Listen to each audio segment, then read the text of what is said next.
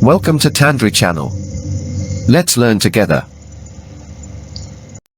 Bismillah, Assalamualaikum warahmatullahi wabarakatuh. Jumpa lagi bersama Tandri Channel. Kali ini kita akan membahas langkah-langkah analisis komparatif, yaitu uji T2 sampel berpasangan atau two-paired sample t-test dengan menggunakan software Minitab.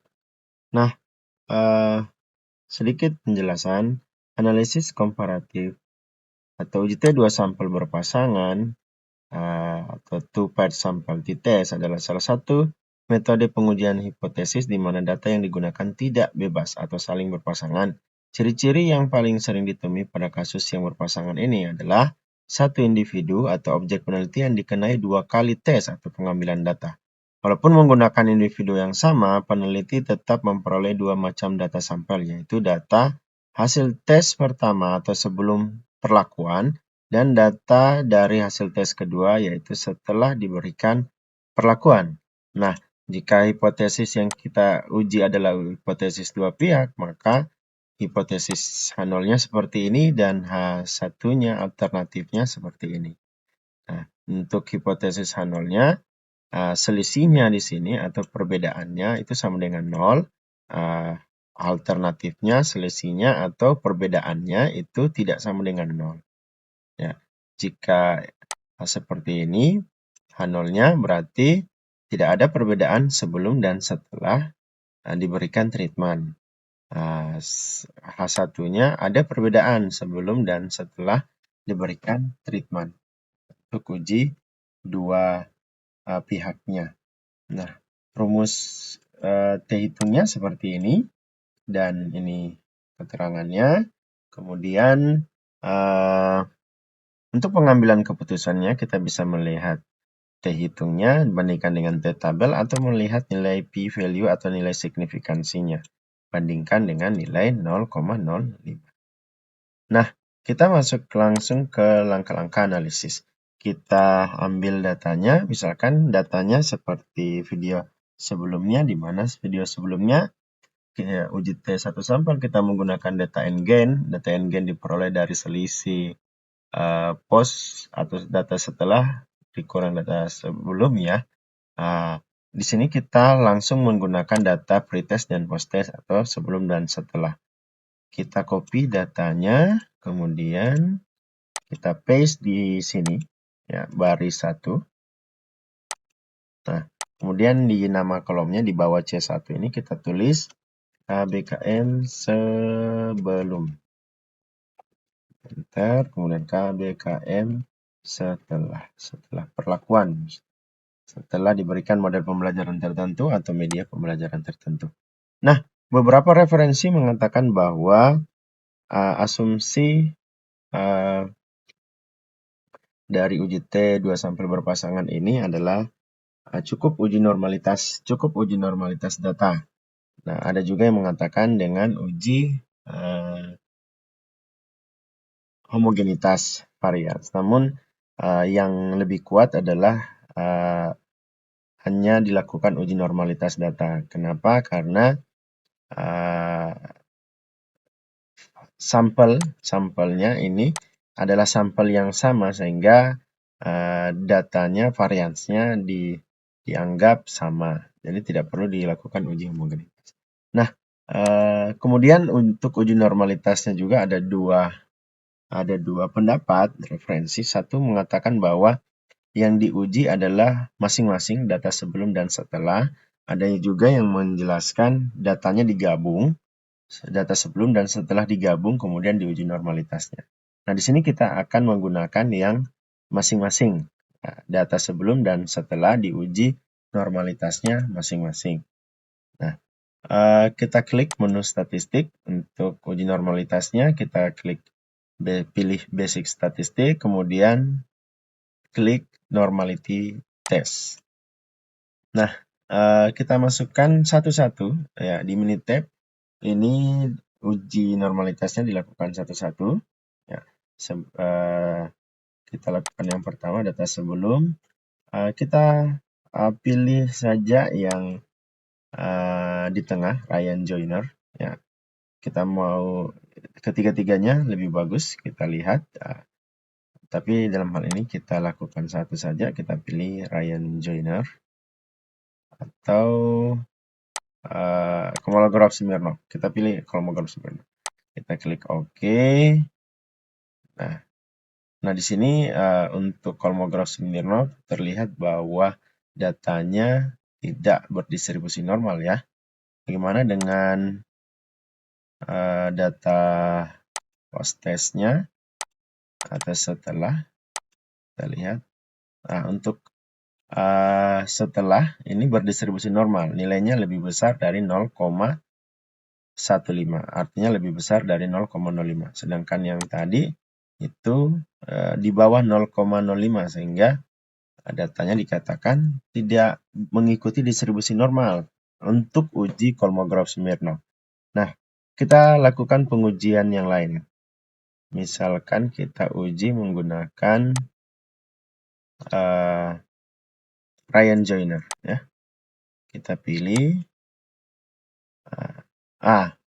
untuk Ryan Joyner kita lihat datanya telah berdistribusi normal ya.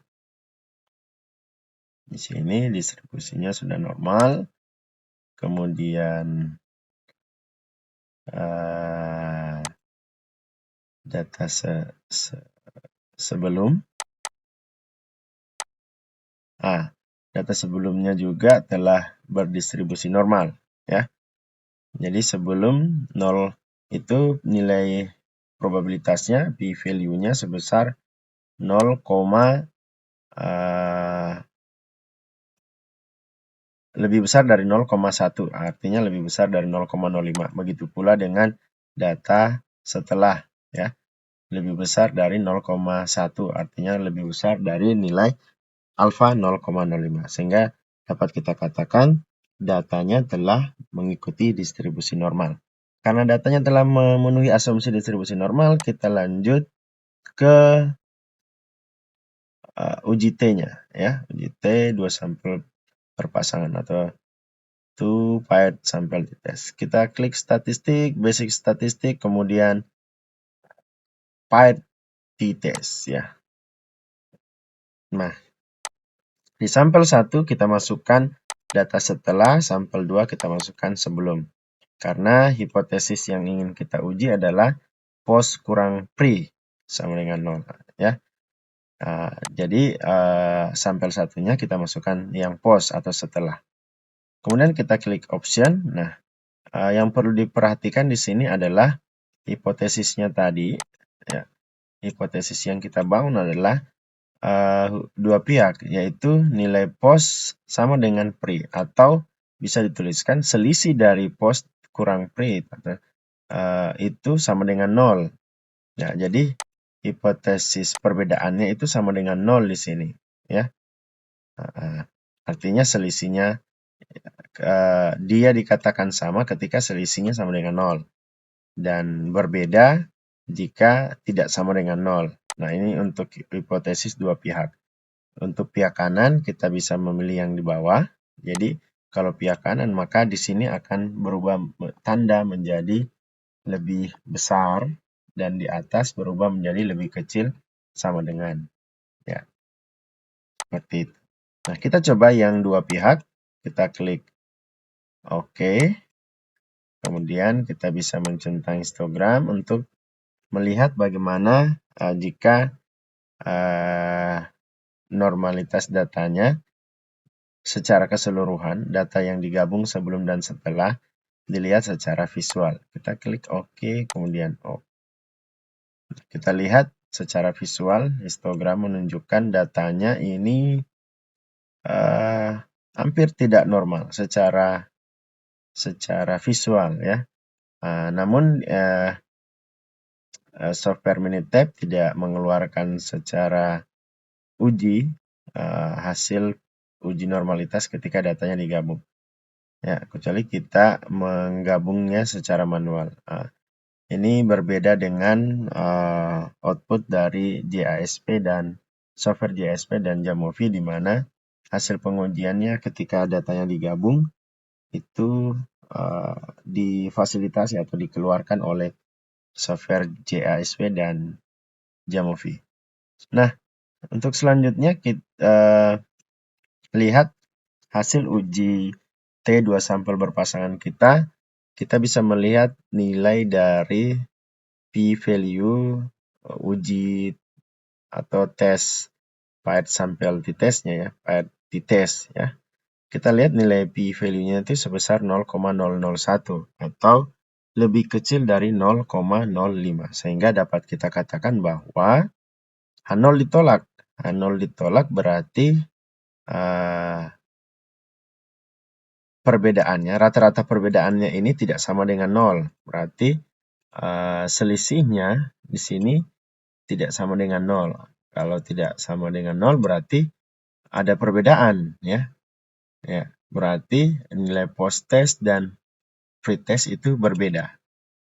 Ya. Nah, jika kita ingin memastikan apakah perbedaannya itu ya yang mana yang lebih besar, apakah setelah atau sebelum, kita bisa lihat di nilai min-nya ya. Di sini kita lihat nilai rata-ratanya, nilai KPKM-nya itu sebesar 77,13, sedangkan nilai yang setelahnya 77, yang sebelumnya 69,19. Ini menjelaskan bahwa rata-rata KBKM siswa setelah diberi perlakuan itu lebih baik dibanding sebelum diberikan perlakuan. Jika ingin memastikan, kita bisa melakukan analisis menggunakan uji satu pihak. Ya, kita ganti di optionnya tadi menggunakan uji pihak kanan. Kita klik OK, kemudian OK. Nah, kita lihat di sini signifikannya berubah menjadi lebih kecil lagi sehingga dapat diketahui bahwa rata-rata setelah diajar dengan model pembelajaran tertentu lebih baik dibanding sebelum diajar dengan model pembelajaran tertentu. Jadi di sini terlihat bahwa nilai post testnya lebih besar dari nilai pre-testnya. Ya, demikian langkah-langkah analisis komparatif yaitu uji T2 sampel berpasangan menggunakan software Minitab. Semoga dapat membantu penelitian Anda. Sekian, terima kasih. Assalamualaikum warahmatullahi wabarakatuh.